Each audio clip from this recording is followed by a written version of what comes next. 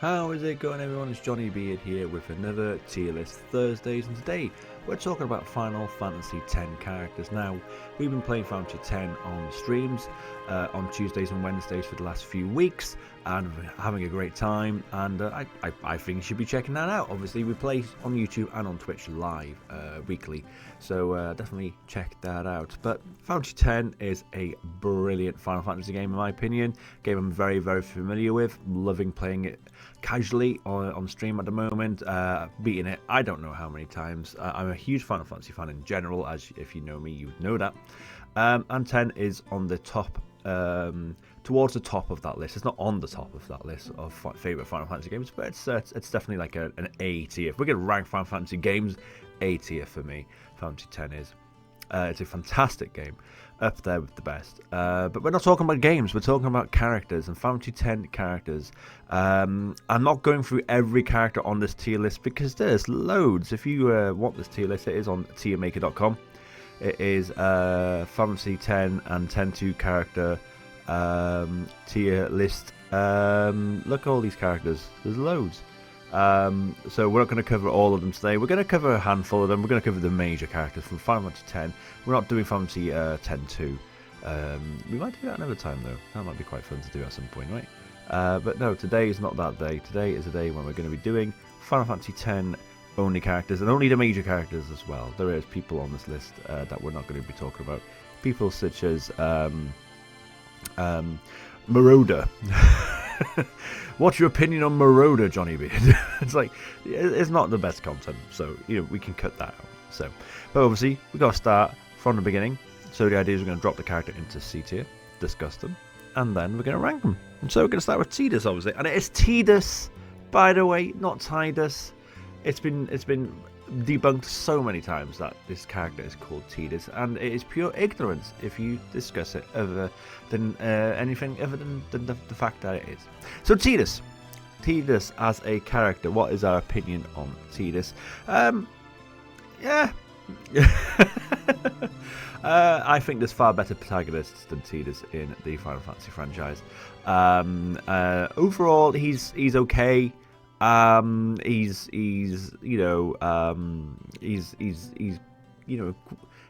a happy enough chappy, isn't he? And considering some of the events that he's going through, one thing I like more than his character is a lot of discussing a lot of the fatherly trauma that he's gone through. Going through a relationship with difficult parents, I'd say, in fact, because one of the characters we're not going to discuss in much detail today that is on this list is Tidus' mum. So Tidus didn't have the best upbringing. I think it's quite safe to say his father and his mother quite often neglected him, and I think that's really tough. So considering the background behind the character, you can kind of sympathize a bit better with him. But him as an actual character, he's okay. He's fine.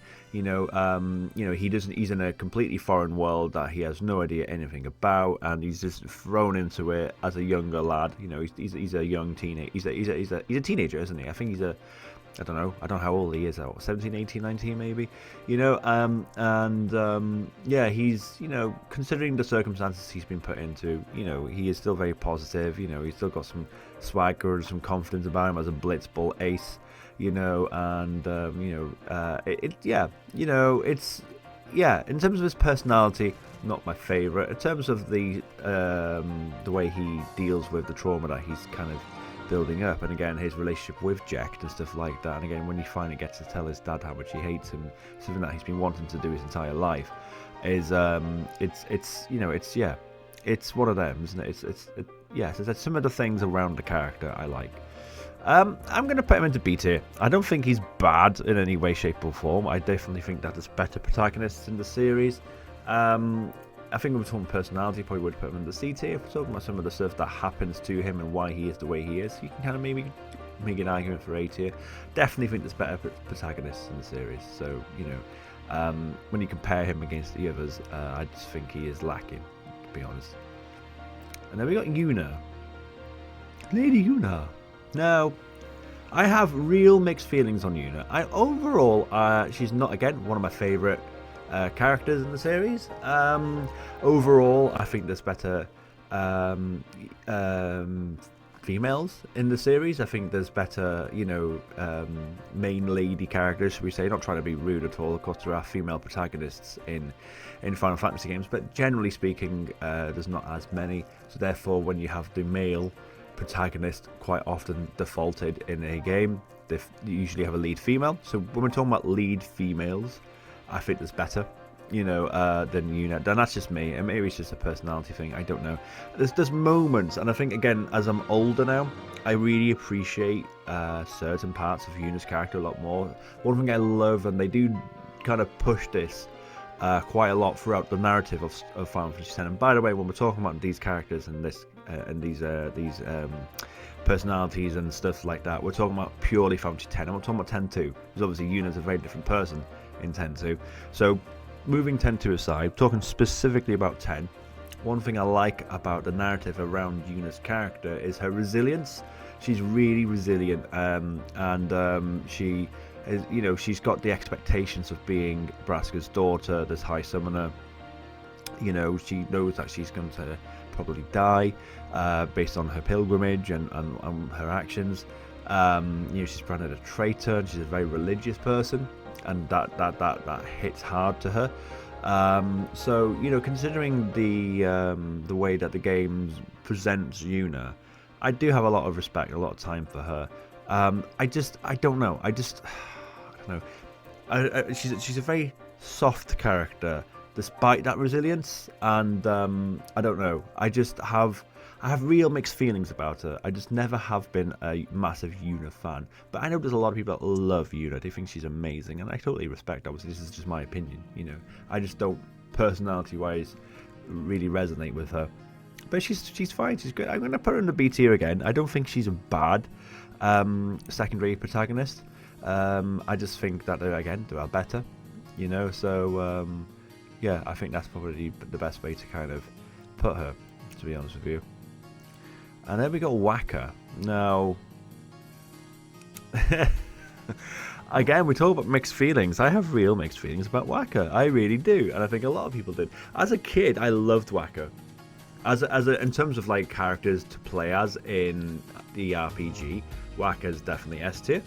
Arguably the best character in the game in terms of the attack reels and the strength and all that stuff. Absolutely brilliant. And he's quite fast, very accurate as well.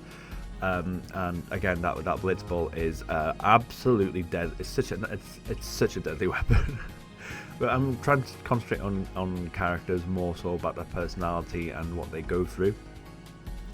So yeah, Wakka goes through a journey, doesn't he? But one thing I will say again, and it's kind of disappointing, is that the main thing people talk about nowadays with Wakka is basically his racism, and I'm really glad that this is the main subject that people talk about when it comes to Wakka, because it's very important. And I think for the most part, Square Enix dealt with the undertones of the racism very well, especially considering when this game came out. I feel like we are dealing with racism better now than we were 20 years ago. I'm not going to go into world politics, but still, generally speaking, I think people do deal with racism generally better than others in terms of calling it out. And considering back when this game came out, it was definitely something that I think if we saw racist friends being racist, we'd kind of just let it slide. I think people did maybe more 20 years ago than now. Definitely 40 years ago, that's for sure. So, the way that the whole thing's dealt with is better, Like, again, one thing I love about the narrative and the way that the plot is drawn out is that Tidus, isn't racist at all in terms of everyone is... of every single species is new and foreign to him. The Albed, the Hypelos, the Ronso family, the humans. Oh, I shouldn't be saying that, but you know what I mean. So I think, yeah. Anyway, when I was a kid, I really, really liked Wakka. I thought he was cool. I thought Wakka was a really cool character, and the racism went over my head. So when I was a kid, I actually really loved Wakka. I probably would have been putting him into A tier. The racism obviously brings him right down, but the redemption arc from the racism is not as well done, in my opinion. So I feel like, as I said, the way that Squaresoft dealt with the racism angle initially is really good in terms of his racism against the Albed and all that stuff. I think it's fantastically well done. And when they're dealing with the conflict of that, you know, again, the scenes with Riku in the Macalania, Frosty area, but just outside the temple, is when he finds out that she's Albed. That discussion is one of the low-key best parts of the game. But then once the racism type of shit goes to the side, and Waka kind of, feels bad about his previous actions, he doesn't really show as much remorse. That's not really delved into as much detail as I hoped it would be. And you don't get an apology out of him, really. There's no scene between him and Riku that I think they should have had a rekindled friendship and stuff. No, it doesn't really happen, and it's a real shame. So yeah, as a character, I'm thinking B tier again for Waka here. I feel like there was more to do. If the game was remade today, I think it would be a lot better in terms of how they dealt with that subject matter better. But in terms of the initial, racism and then the conflict, I think it's dealt with very well. Then it kind of goes down the side, and it's a real shame because it's such an important part of the game, and as Waka's character. But yeah, he's moved the racism out of the way. He's quite a cool guy. Sounds like you're defending your friend, your racist friend. Oh, apart from the racism, he's cool. But no, he's got some, he's got some really good qualities as a person. That's the thing. He just has some really stinky ones too, right? Okay. Let's move on. We talked a lot about Waka. Let's talk about Lulu. Now, I mean, visually, S tier. Sorry, had crushes on Lulu. Lots of us did. So, what can I say? It's the belts, it's the attire, she's just a beautiful woman as well. She's absolutely stunning. I love how fierce she is, though. I genuinely love how fierce Lulu is. She is, oh damn, she's cold in the beginning of this game. And again, when we talk about characters and their development as the game goes on, she is, again, got a really good story arc and not redemption arc, but like in terms of she softens as the game goes on. She softens towards Tidus, she softens towards Waka, again going on the pilgrimage as it journeys on, when she goes to see through the sides and she gets to the Cavern of the Stolen Faith and stuff like that. It's honestly, like, it's really, really nice to see her soften as the game goes on. I like her dialogue in Guadasalam with Tidus when she's like, she finally accepts that Tidus knows Jeff all, I don't even know if that's a word, I just made it up, about the place, and you can even flirt with her a bit, and she's like, well, I'll think about it, and then I'll add you to the list, type of thing. But no, she is so, oh my god, she's got some, I remember I some of my favourite lines of dialogue from Lulu are in Kilika, both Kilika in the town when she's describing the end and the descending to Tidus, and when they get towards the steps of the Kilika temple, and she's just telling everyone, that you won't be able to replace Chapu, you won't be able to replace anyone. She's just so fierce, so cold and brutal. Again, I love the vulnerability she has when the truth about Luzu and Gata comes out as well.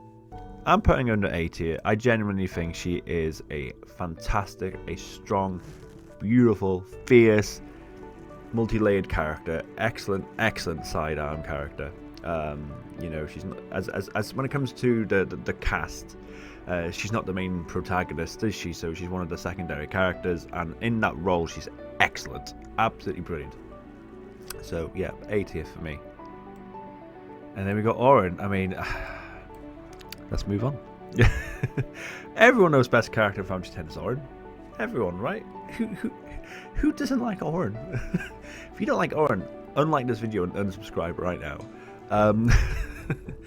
Auron is the daddy Uwu of Final Fantasy X characters. He is just the best in every way. He's so cool. He's so calculated. His backstory is incredible. He's, his unsent arc is great. I love, again, when you see the flashbacks of him as a youngster and how fickle and naive he is. Again, showing that growth and that journey as a person.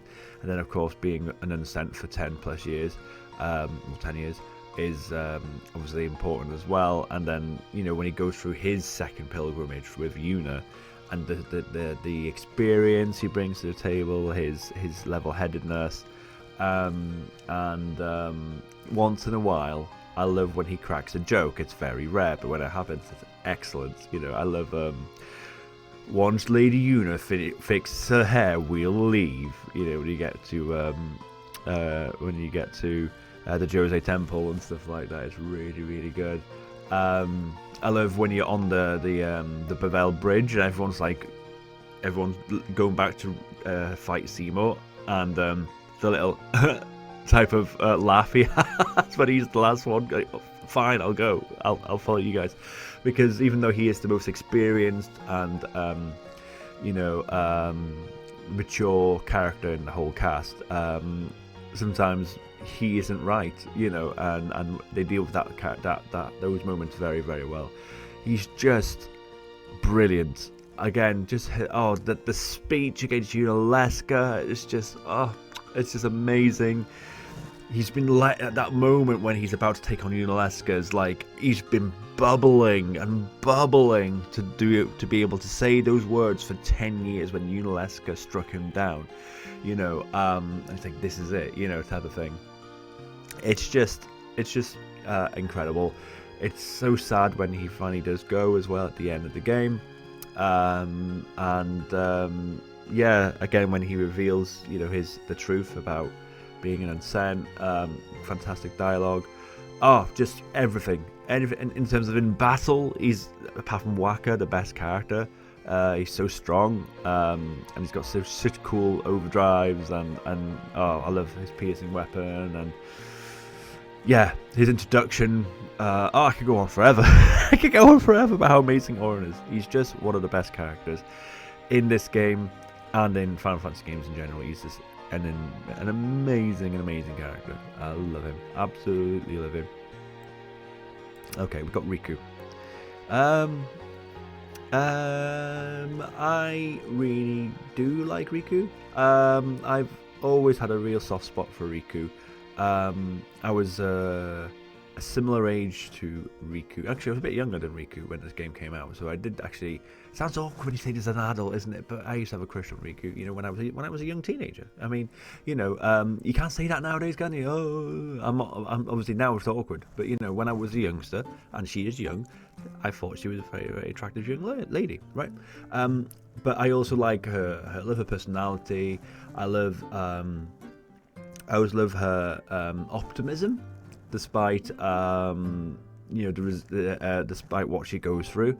Again, very similar thing to Tidus in that respect, in terms of the fact that she goes through a lot of trauma, a lot of racism against her. She's had that her entire life, like all the Albed have, and if she just carries it on her shoulders and moves on with it. Again, she's the first person that shows kindness to Tidus, and that's despite the fact that the Albed didn't trust him because he was not Albed. She was the first Albed to really take her under her wing and kind of go, no, let's use him. Let's take him under our wing and let's use him to help us. I mean, it wasn't necessarily out of respect, but it was better than being kicked and dragged by the Albed, whereas I think the others wanted to probably kill the guy, if I'm not mistaken. And she's like, no, don't do that, type of thing. She gives him food, there are parts of her character that do annoy me a little bit. The whole dialogue in the Thunder Plains does my nut in. She is annoying in the Thunder Plains. I know that she's younger and she's afraid of thunder, and I get that, but equally it's like, oh god. Feels like you are literally dealing with a child at that point,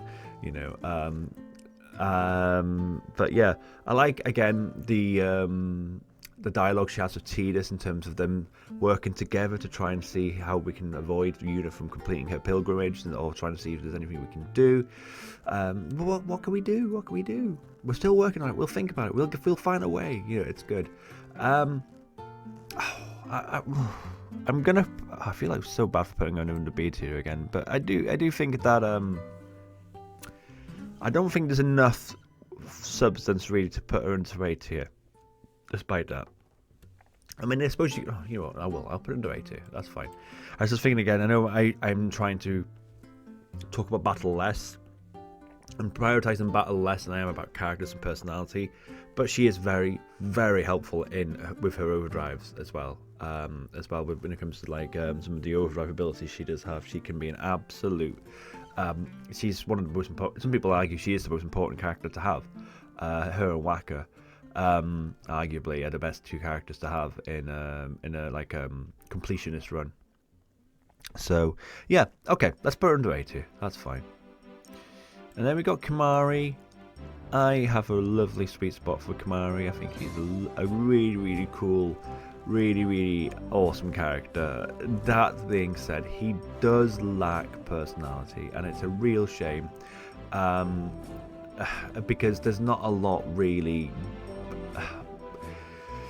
I feel like I have to put him into C tier here, which is a real shame, because I feel like there's a lot of people that dog on Kimahri, and it's a real shame, because I try not to. I genuinely try not to dog on Kimahri, but people tend to think that he is the worst character in the main 7, and there is a point to be made that he could be. But it's through no fault of his own, really. Again, he's the only character that doesn't have a sphere grid. But that's really cool, I think, because you can mold him to being who you want him to be. I tend to mold him after Orin, because I like to use physical attacks more than magic. So I tend to, and because he's also got a piercing weapon like Orin, I tend to think it makes a lot of sense to have two kind of beefy, super strong characters. But he doesn't have his own sphere grid. That sometimes is a knock against him. He is the least developed character, arguably, in the whole of the game. His blue magic overdrive, a lot of people don't tend to value that as much, which is a real shame. Again, there's some cool moves in there. And hey, sometimes he can be an absolute lifesaver. I mean, the amount of times I've killed enemies with stone breath, absolutely stone breath done. It's great. So I genuinely like Kimahri a lot, both in battle and as a character. I just don't know if I can put him higher up than C tier. He is the least developed character. Again, he has some iconic moments, of course, like all the characters do. Again, I love when he speaks for the first time on the aftermath of Operation Mi'ihen. That's like, he can speak moment. That was really good. And by the way, it's the same voice actor as Waka, which is mental. Again, you genuinely feel so sorry for him when basically Seymour and the Guado basically almost commit genocide against the Ronso tribe. Very few remain. After the attack on Mount Gagaset from the Guado and Seymour, which is just horrible, and the way that develops that story arc into Final Fantasy X-2 is really good. And again, I'm not talking about X-2 specifically, but it's worth mentioning. But yeah, Kimahri he's just a really cool character with a lack of substance. Again, once that section's done,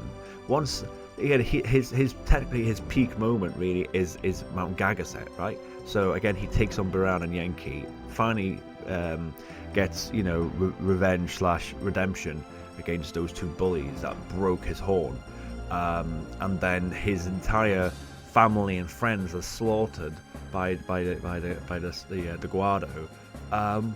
He gets very, very upset and distressed and angry about it, but it's never then dealt with at all. He's not really spoken about or to after that at all. When you leave Mount Gagaset, when you go to Zanakin and anything else, nothing done.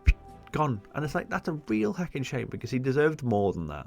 I know they deal with more of that into 10-2, but it's still, you know, it's a real shame.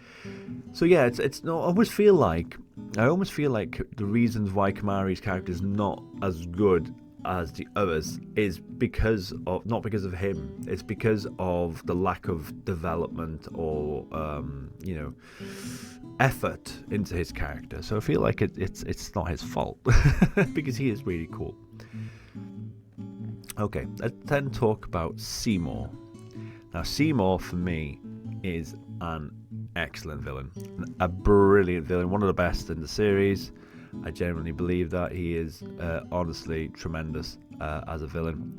I can love him. I think he is evil as F, and I think he, again, when you think about why he is the way he is, it does make sense, you know. Again, he was the product of a human and a Guado, the first of his kind, and he hated his father and his mum, from what I can tell. You know, obviously, yes, he did. He hated his mum. He was forced against his will to be a very, very young summoner, a child summoner, and you know, was trapped in Barge Temple for a long time, and his mum, you know, he loved his mum very dearly, and she was taken away from him to become his summon, which is tragic as F, and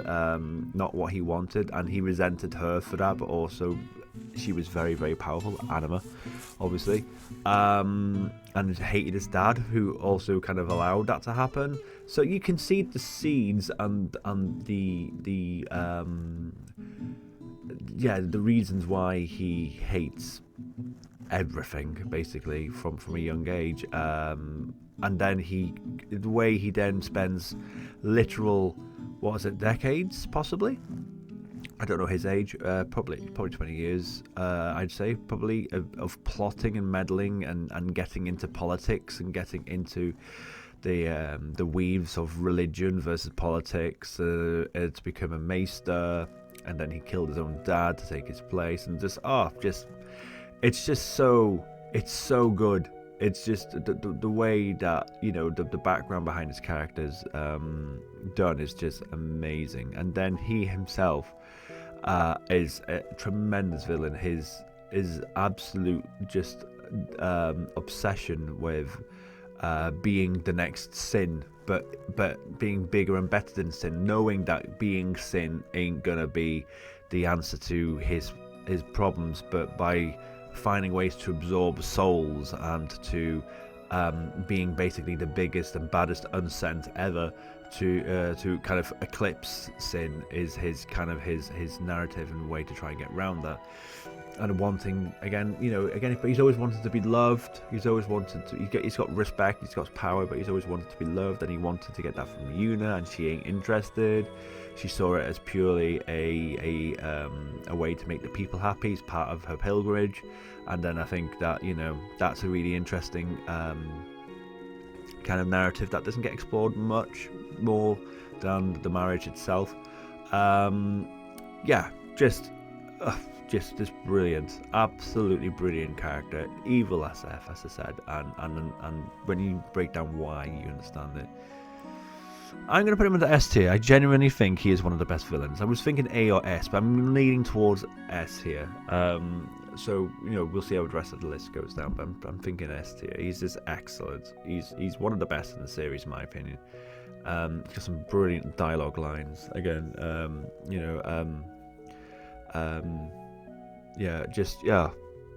I love some of his lines in Operation Mayhem, like, you know, pretend I didn't say it, pretend you didn't see it, pretend you didn't see me.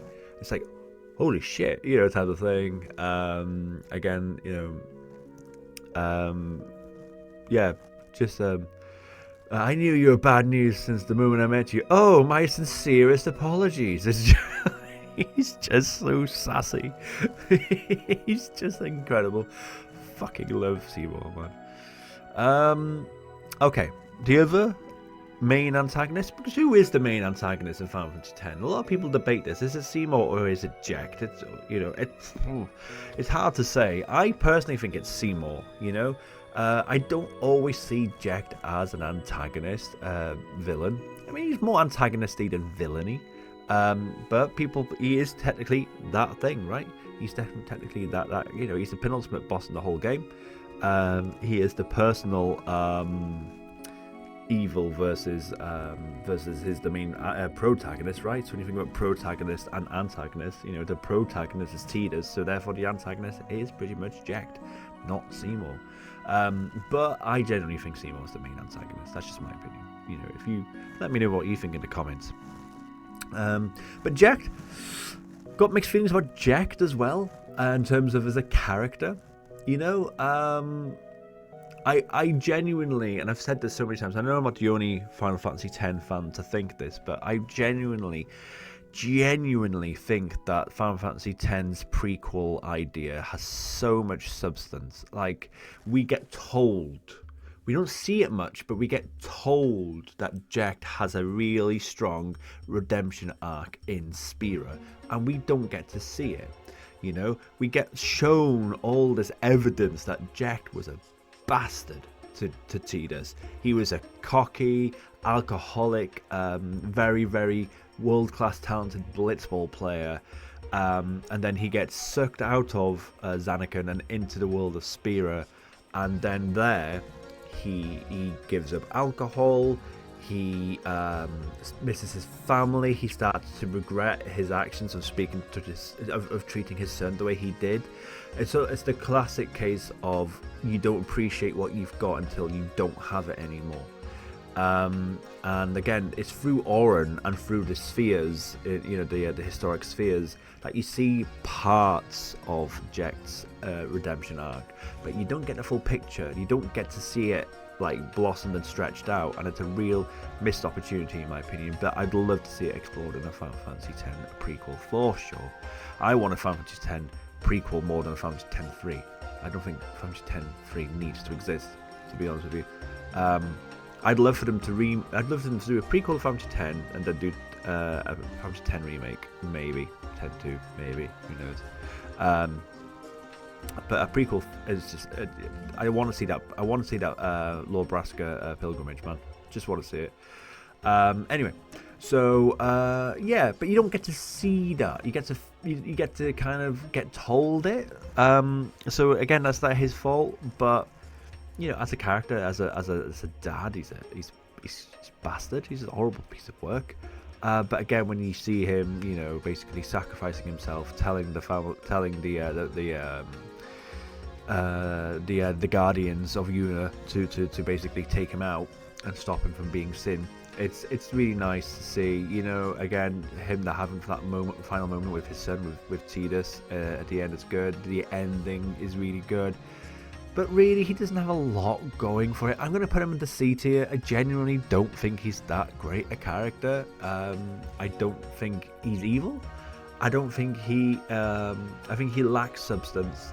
I don't hate the guy. I don't Tidus obviously hates him, but I don't feel that hatred is you know, enough to bump it up any further than C tier. You know.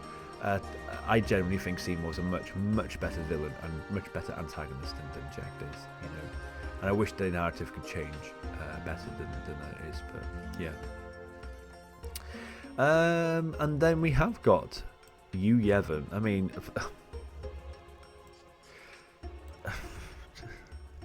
let's put him in the F tier, you know. Let's put him in the F tier. I generally don't think there's much more to say here. To be honest with you.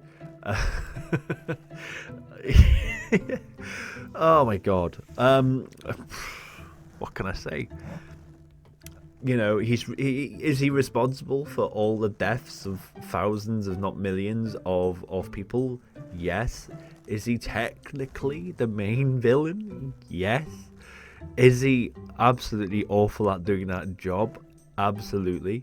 He is just a little bug. He is that can manipulate aeons and people to basically being a shell go around him and then to destroy people's lives, basically. So in that respect, evil piece of shit, right? But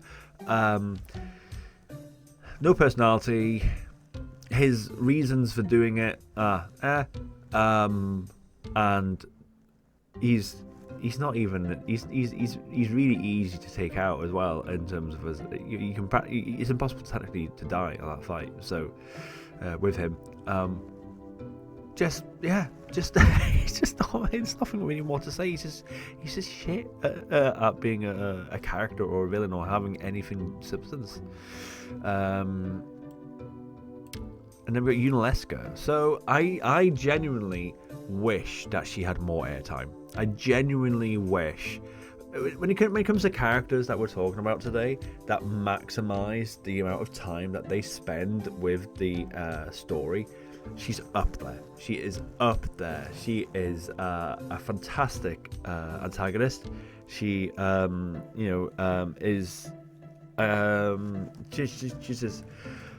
she has so much presence. I have a soft spot for Unalesca as well, I'm not gonna lie. First face, anyway. Not the third one. Sorry. But yeah, again, she was the first summoner, and she is basically the guardian almost of Yevon, really, almost practically, allowing for the cycle of death to continue for eternity, in a nutshell. Yeah, just again, it's a shame that we get to meet her so late, and then she really does make you question morality, and ethics, and to try and see if the spiral can continue. And obviously she's the one that gives the final lay on the power and all that stuff. So it's she kills Oren, so there's a lot going on there with little time, and that's impressive to me.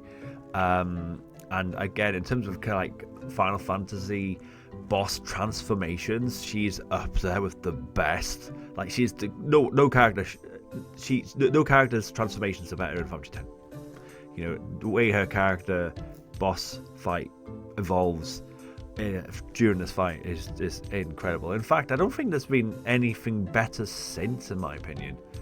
I'm trying to think, like 12, 13, 15. I can't come on 11 or 14, and I've not played 16 yet.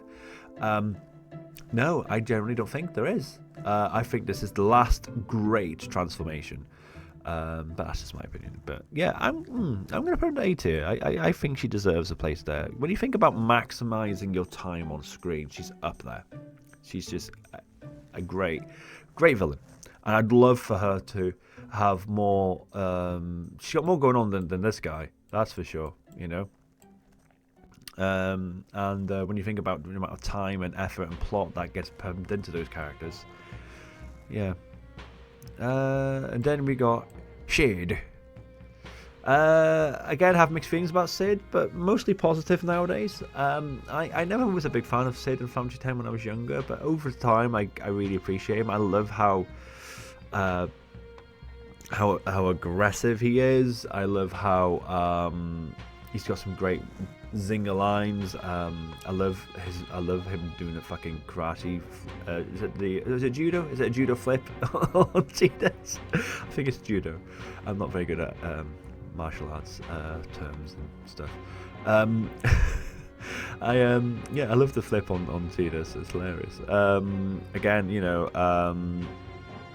again, his hatred for anyone that isn't Al-Bhed. He's basically the leader of the he's the leader of the Al-Bhed. And the amount of stuff, I can imagine the amount of racism thrown at that guy in his history is probably higher than anyone else on the Al-Bhed, right?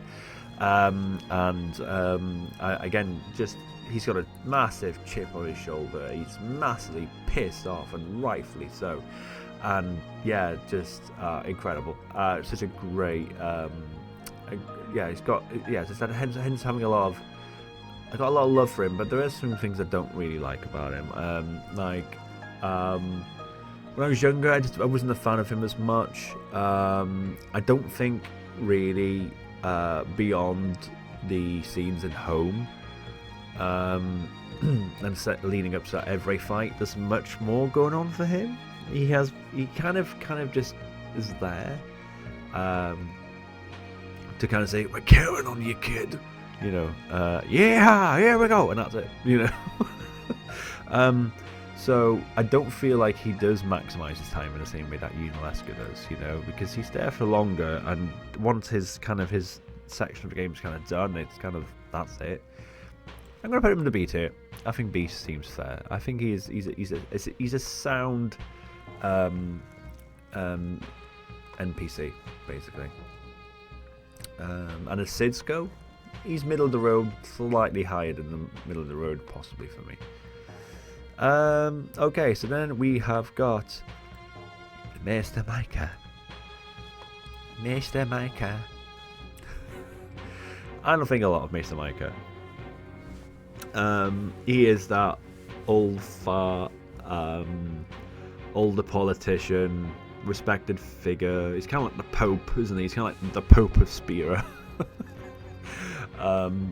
Again, his biggest moment is the plot twist that he's also been sent, you know,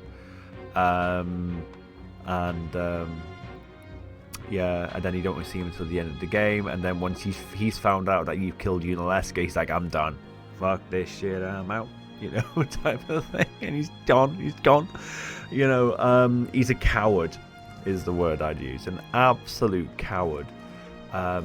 He's, you know, he's got all this power. He's the leader of Yevon, or at least the face of the leader of Yevon, which is just, you know, again, obviously a religion of false promises and corruption and death. But I think he's gonna be our first character in the D tier here. I think he's a D tier character. I don't think a lot of them, to be honest.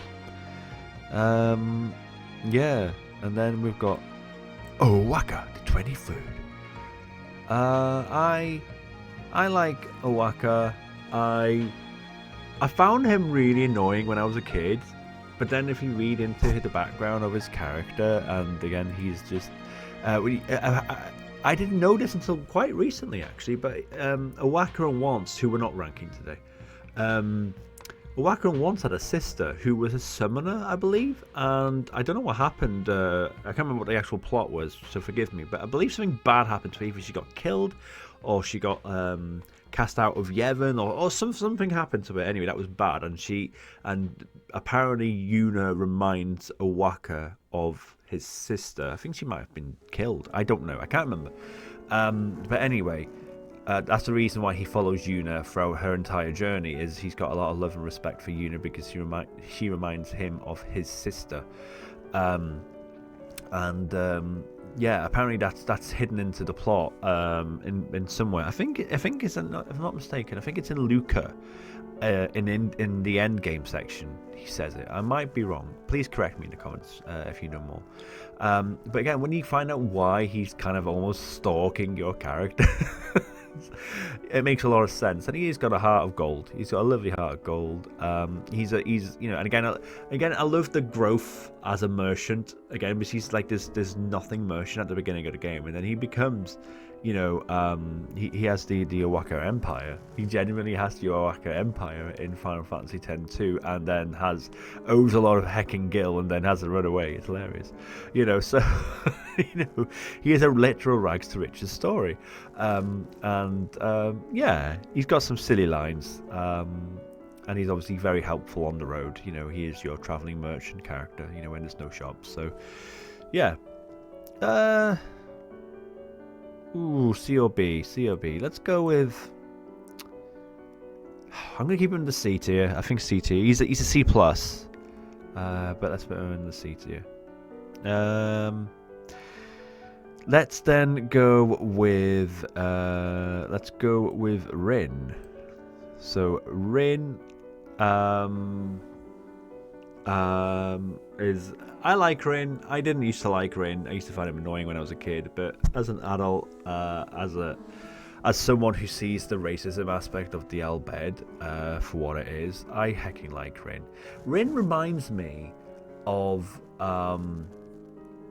I don't know how this is going to be taken, and I mean it with respect and with love, but Rin reminds me a lot in the UK of you got a lot of Turkish families here that like set up kebab shops, and you got a lot of like Chinese families setting up Chinese restaurants, and Indians obviously. He reminds me literally of that that foreign businessman that you see here in the UK, and I'm saying that with respect and love, I promise, because again I have so much respect for foreigners that set up here in the UK. They probably go through so much crap, literal crap, to get their business off the ground, to offer a genuinely good service. I mean, I love a lot of that food I just mentioned, Chinese, Indians, kebabs and stuff like that. Can you imagine if there was nothing like that here in the UK? Our takeouts would be rubbish. But I love the fact that Rin's travelling agency has set up shop across all of Spira, despite the fact that people hate Al Bhed. There's a lot of racism thrown at the Al Bhed, and yet they rely so much on Rin. Rin has so much stock across the land of Spira, and people don't realise a lot of the time, if I'm not mistaken, that a lot of those shops are Al Bhed, and they're using his services, they're using Al Bhed's services because they need it, and yet they hate it. They hate relying on it, and I love that. It's a really great subtle plot that is driven into the fabrics of the game, and no one talks about it. And I'm like, that's so clever, that's so good. That I love that, because again, obviously, all the proceedings that Rin makes goes towards helping the Al Bhed, and I just love that. Again, when home is destroyed, he literally says all proceedings will go towards rebuilding home. So as an adult, I have so much time for Rin. Again, I love how Rin talks with Tidus and tries to say, how are you enjoying our language? Are you wanting to learn more about the Al Bhed language? I will help you. I will give you literal, basically, dictionaries. In essence, dictionaries. Learn our language. And again, if you're resenting or if you're negative about it, he's like, it's a pity, and all that stuff. But if you're not, he's like, wow, thank you for learning our language, we really appreciate you, type of thing. Great character, really good character. In fact, I'm putting him on the B tier. I actually think he is subtly a very good character. Okay, let's talk about Donna. Let's talk about a couple of the summoners now. So let's talk about Donna. I like Donna. Overall, she is a bitch. But I like that aspect of her, because again, what I love about the characters, the summoners, they're all different. I love the diversity of the summoners in the game. And Donna she plays that sassy bitch basically very, very well. I have a lot of time for Donna in terms of what she brings to the table, which is just sassy, bitchy comments. Bringing down Yuna, but then again showing that weakness when people are sacrificing themselves. The Al Bhed are sacrificing themselves to her when she's on the plane, and she's like, "Oh, should I give him my pilgrimage?" I think she's. I don't know. I just really like Donna. I don't know why. I am going to put her under C tier though. I don't think she's like an amazing character. She's got loads of stuff going on. I just think that, I don't know, I got just a soft spot for her just because of I love the bullying that she does to Tidus in Kill Like a Temple. I don't know why. I don't know. Maybe I'm wrong. I don't know. I just got a soft spot for her. Okay, let's talk about Isaru. So again, we talked about Donna. Let's talk about Isaru. I think Isaru ain't great. I'm going to put him straight into D tier, to be honest with you. I just don't think... I don't know.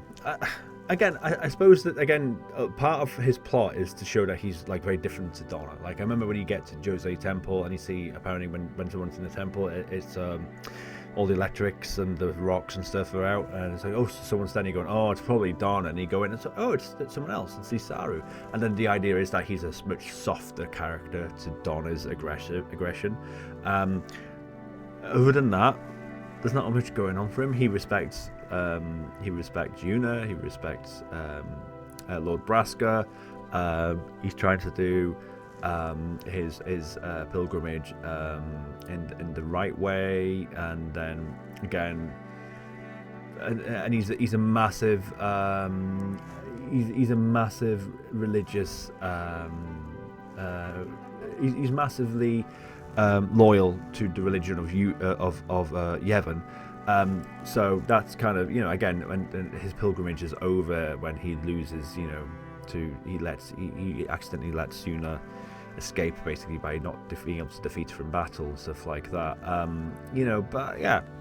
And of course, I got to mention, I know we're not talking about 10-2, but his character in 10-2 is awful. So, yeah, just not a great character. Then we got Belgamine. I really like Belgamine. I love that her character is there to guide Una as an unsent summoner. Again, obviously, you don't know that straight away.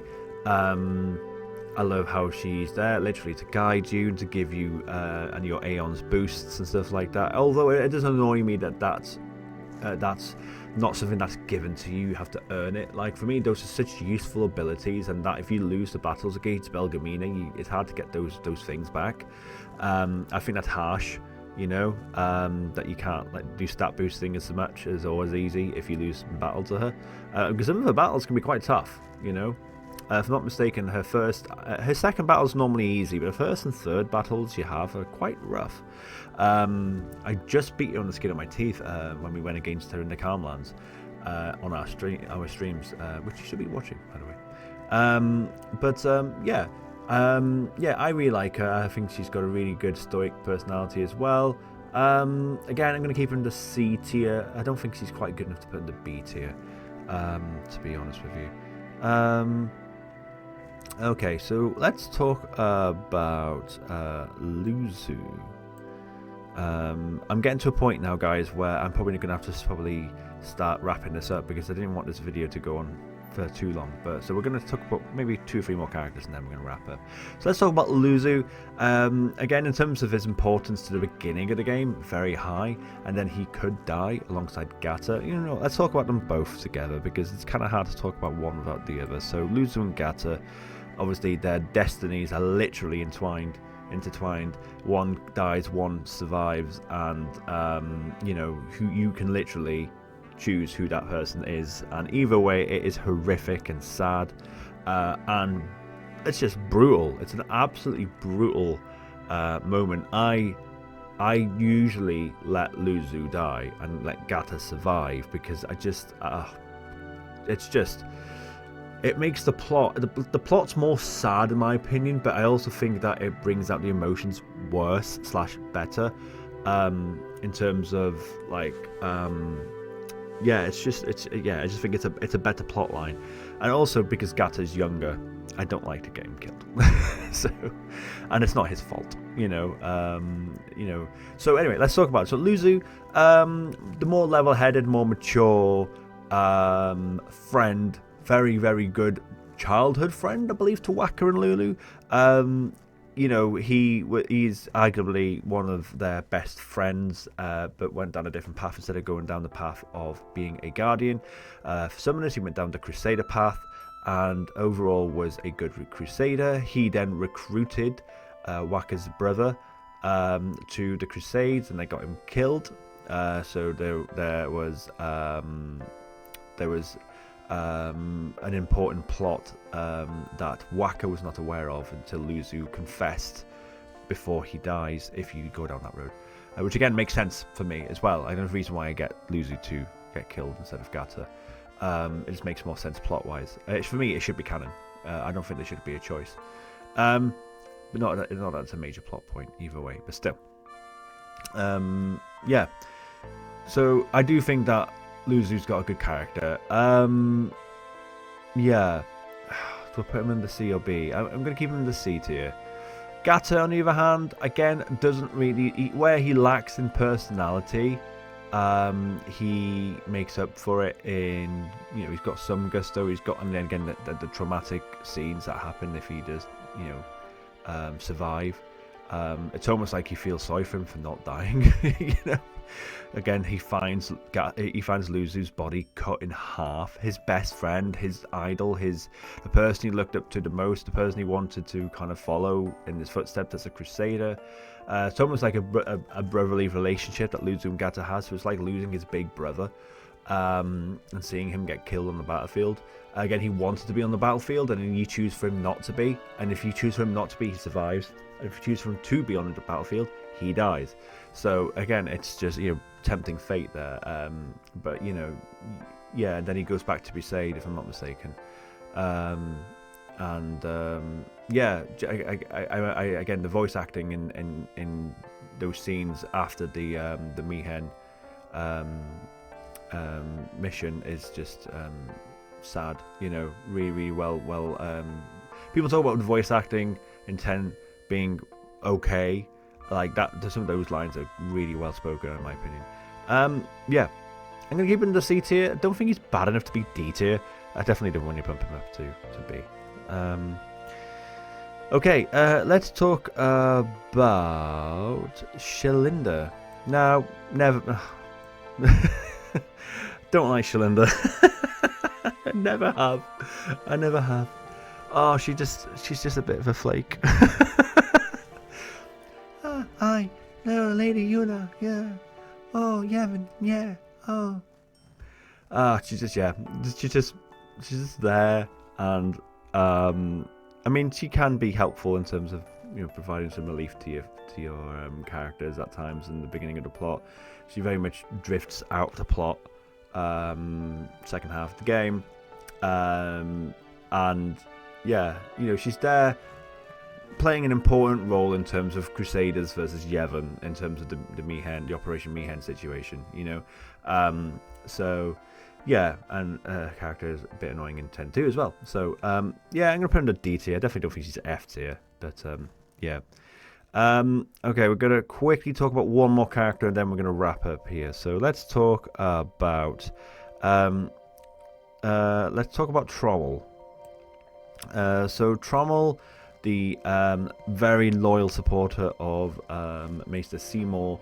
I'm gonna probably just keep him under C tier as well. Again, I love his loyalty to Seymour, and again his loyalty to the Guado. He's a thorn in your side when you leave Guado Salam. Macalania Temple and stuff like that. Yeah, just he hasn't got a lot of plot and dialogue, but he also does have an important part to play in terms of the support for the Guados and the Seymour situation. He's saying Guado deal with Guado affairs, and he's like, oh fuck, you know, type of thing. We need to get out of here. I love that dialogue line when he's like, Guado deal with Guado affairs, and Tidus is like, you're not gonna let us go, type of thing. It's like, you know. Yeah, I'm going to give him the C tier. He's fine. Again, I love the remorse he has in 10-2. I know we're not talking about 10-2, but he has got some remorse in 10-2. And again, that's it's good to see that. So, right, that's it. I didn't get to cover more characters. I covered a respectful amount. I think I covered most of the important characters, that's for sure. I hope you guys agree with that. Maybe we might do a part 2 of this sometime if you think. What do you think? Let me know. If you want to see a part 2, comment, let me know. What did I get right? What did I get wrong? What would you say is a hot take? What would you say is something you agree with? What other tier lists would you like to see me cover? Let me know. Tell us in the comments. Make sure you like and subscribe if you have enjoyed this, and we'll be back next week with another Tierlist Thursday. Much love. Take care. Bye bye.